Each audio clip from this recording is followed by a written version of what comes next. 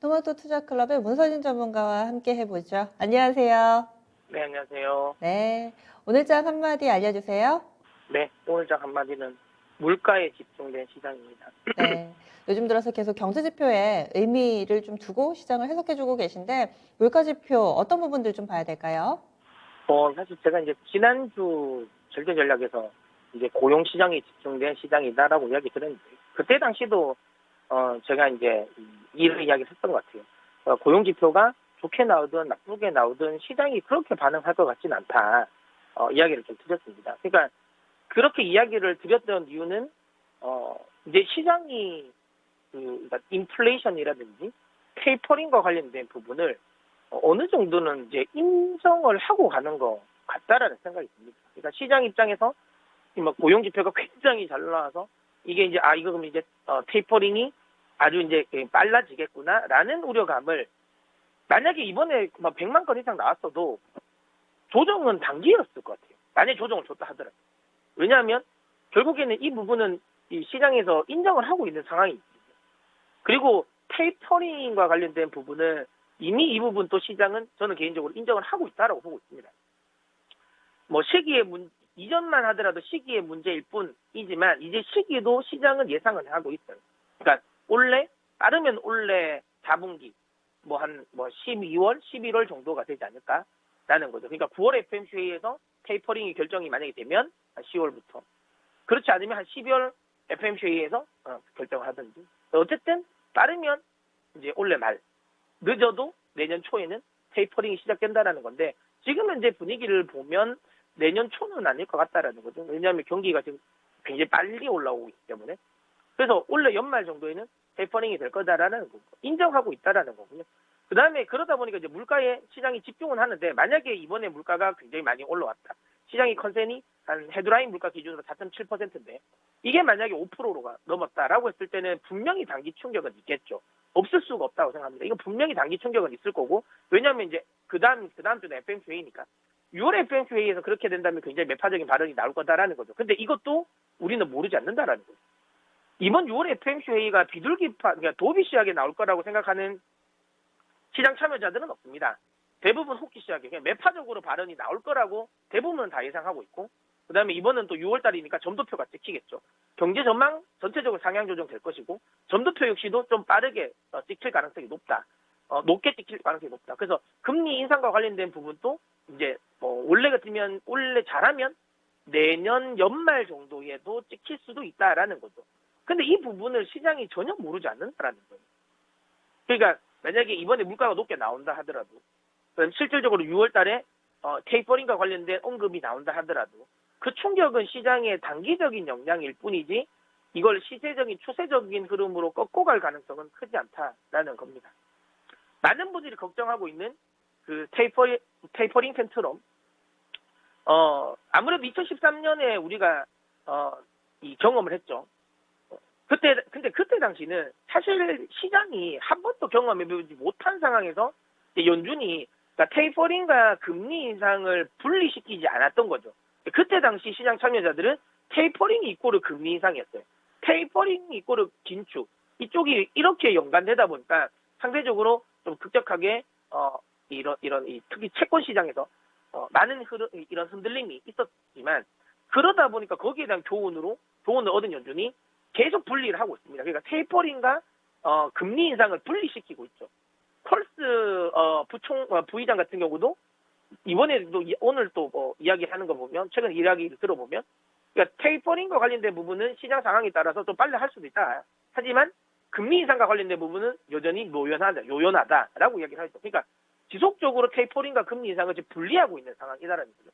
그렇다면 이것도 제가 뭐 이전에 비교를 좀 해드리긴 했지만 금리 인상이라는 거, 그러니까 지금 테이퍼링이라는 거는 그러니까 지금 유동성을 뿌린 상태에서 어찌 보면 스포츠카의 풀악셀을 밟고 있는 구간에서 악셀에서 발을 살짝 떼는 거죠. 속도를 죽이는 정도가 테이퍼링인 거고요.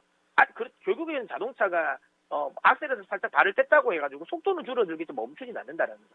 결국에는 그거를 멈추기 위해서는 브레이크를 밟아야 된다. 그건 금리 인상인데 아직까지 금리 인상은 최소한 내년은 지켜봐야 된다라는 거. 이 부분이 시장에서 이미 형성돼 있다라는 거고 알고 있는 악재에 대해서 시장이 반응했던 적은 없었던 것 같습니다. 그러니까 분명히 테이퍼링이 나오면 떨어질 거야라고 생각했는데 막상 테이퍼링이 결정되면 오히려 시장은 더 편안하게 올라갈 수도 있다. 왜? 결국에는 테이퍼링과 관련된 불확실성이 그렇다면 노출되는 순간, 연준의 입에서 노출되는 순간 결국은 그건 악재가 아니게 되거든요. 시장에 노출되는 재료는 결국에는 그 재료는 호재든 악재든 노출되는 기간만큼 계속 희석이 된다라는 거. 오히려 여기서 6월 FOMC에서 조금 적극적으로 테이퍼링과 관련된 이야기가 나온다면 물론 단계적으로 조정을 줄 수 있겠지만 오히려 그 이후에 경제지표와 관련된 부분의 불확실성은 오히려 사라진다. 그렇게 되면 오히려 시장은 조금 더 이 기업의 실적에 조금 더 집중할 가능성이 높다. 기업의 모멘텀과 펀더멘탈에 조금 더 집중할 가능성이 높다. 이 시장이 오히려 시장 입장에서는 더 투자자 입장에서 더 투자하기 편한 시장이 될 거다라고 생각을 하고요. 저는 개인적으로 테이퍼링 텐트럼은 온 것 같습니다. 테이퍼 텐트럼은 온 것 같다. 그러니까 사실 이미 저는 3월 달에 국채 시장의 국채 가격의 급등이 저는 이미 그 부분을 반영한 거다라고 봅니다. 인플레이션과 관련된 부분, 이런 부분을, 모든 부분을 반영하고 그때 한번 튀었다. 이게 제가 생각하는 흐름이다. 그러니까 이미 채권 시장에서 이런 진축 발작을 한번 했기 때문에 추가적으로 테이퍼링이 실제로 결정됐을 때 그때 같은 흐름은 나오지 않을 것 같다라고 생각합니다. 그리고 우리는 2013년 교훈이 있죠. 결국에는 테이퍼링이 된다고 하지만 테이퍼링이 결정되고 나서 오히려 국채 금리는 더 안정적이었고 달러는 오히려 더 약세 흐름이 나왔고 결국엔 신흥국 시장 플러스 미국 증시는 더 강세장을 유지했다라는 거. 이번에도 다르지 않을 것 같습니다. 이번에도 다르지 않을 것 같기 때문에 시장과 관련된 부분에 있어서는 너무 지나치게 시장 우려할 구간은 아니다. 제가 4월 말부터 계속 이야기 드리고 있는 부분이죠. 이런 썸머 랠리가 나올 것 같다. 5월 둘째 주 정도까지는 조정을 줄 것 같고 셋째 주에 바닥을 잡고 넷째 주부터는 완만하게 상승이 나온다. 만약에 저는 이번 FOMC 회의에서 테이퍼링과 관련된 아주 명확한 시그널을 준다면 그 시나리오는 살짝은 바뀔 것 같아요. 저는 원래는 이제 6월 FOMC에서는 별 이야기가 나오지 않는다. 그다음에 이제 그리고 잭슨 홀 미팅에서 결정이 나올 것이다라고 이야기를 해서 그러니까 5월 말에서 그다음에 8월 초까지는 완만한 상승. 그래서 이런 썸머 랠리가 나온다라고 이야기 드렸는데 만약에 6월 FOMC 회의에서 테이퍼링과 관련된 좀 결정적인 이야기가 나온다라고 하면 물론 저는 이런 썸머 랠리는 시작이 됐다라고 보고요. 다만 스케줄은 좀 달라진다. 그러니까 6월 FOMC 이후에 한 1, 2주 정도는 하락이 나올 수 있다. 하지만 그 이후로는 오히려 더 가파른 상승이 나온다. 그러니까 시나리오가 좀 다르겠죠. 6월 FOMC 회의가 그렇게 별로 테이퍼링과 관련된 시그널을 주지 않으면 그냥 완만하게 특별한 큰 조정 없이 그냥 그리고 또 그렇다고 해서 크게 반등 나오지도 않다. 완만하게 8월달까지 상승. 근데 만약에 6월 FOMC에서 명확한 테이퍼링과 관련된 이야기가 제시가 된다면 한 1, 2주 정도는 좀 급격하게 떨어질 수 있다. 하지만 이게 5월 초의 흐름 정도 이상은 나오지 않을 것이다.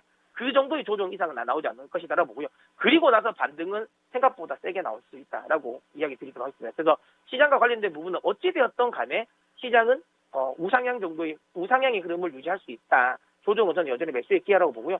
뭐 늘 이야기지만 내가 지금 현금 보유가 없다라고 하시는 분들은 굳이 지금 구간에서 이 시장의 조정을 우려해서 현금 확보를 할 필요는 없다. 단계적인 조정은 있을 수 있다. 하지만 그 흐름은 빨리 회복을 된다.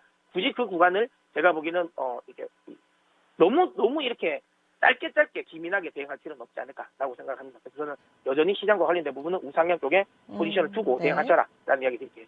이른 썸머 랠리가 나온다면 주도주는 뭐가 될까요?